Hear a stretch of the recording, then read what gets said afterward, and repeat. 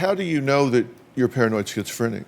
Well, when I had got signed into rehab, I I had to sit down, and after I took in my medications, I was talking to my doctor, and he got me kind of high off my medications, and he was like asking me a bunch of questions, and he was like, "Okay, Haley, I'm diagnosing you finally with paranoid schizophrenia," and I was like, "I'm not crazy."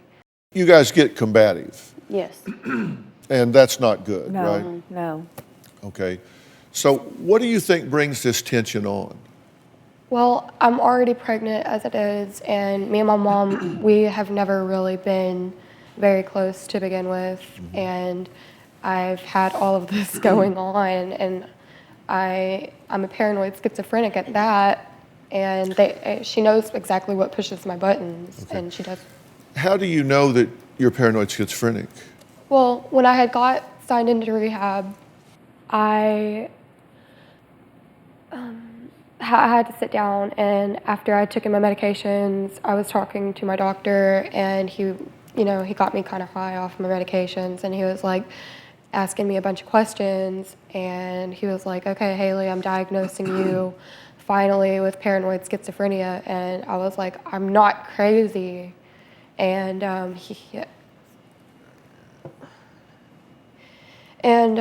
well, I started looking up the symptoms on my phone, trying to figure out more of paranoid schizophrenia for myself. And I finally had to come to terms with myself that I did have these things, and I started noticing things like I cannot walk into a room without having to check everywhere, the closets, underneath the bed, in the bathroom, and stuff like that, without thinking somebody's in there. I can't, pee with the light on. Sometimes I take a shower with the light off so I can be more relaxed. And it's all the symptoms of paranoid schizophrenia. And Okay, so because we've examined the records and that diagnosis was not written down. I'm not saying it's wrong. I'm just saying it's not written down. She's never been diagnosed. She diagnosed herself. Okay. Well, I'm talking to her. I'm sorry. it's on one of my papers. It's specifically under this one paper with a little sticky note. And it says she has a disease, a mental disease like paranoid schizophrenia.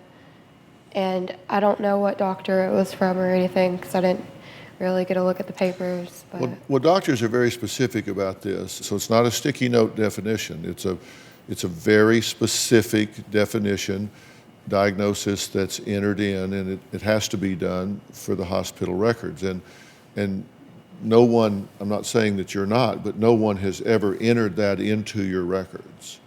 I'm not saying they shouldn't, or maybe they don't need to, I but got medication for it and everything. what did they give you? They gave me Triliptol, Seroquel, Ativan, an entire list. And I mean, it was half of what my mom takes. My mom takes over 600 milligrams of every prescription that she's prescribed. I got 300 milligrams in Seroquel. That can make a person, that'd probably make you sleep for a week. Yeah, might. But that made me sleep for a while. Well, so your belief is, and I'm not saying I've seen all the paperwork, there may be other paperwork. So your understanding is that you're paranoid schizophrenic. Yes, sir. Okay.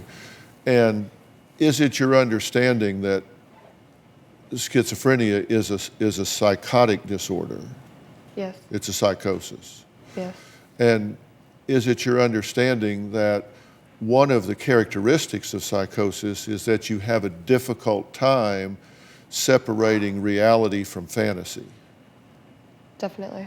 That would be one of the real markers of psychosis. A person that's experiencing a psychosis has a difficult time knowing what's real and what's fantasy, what's grounded in reality and is factual versus what they might perceive to be true, but in fact is not something that would be verified by others or would be borne out by verifiable fact.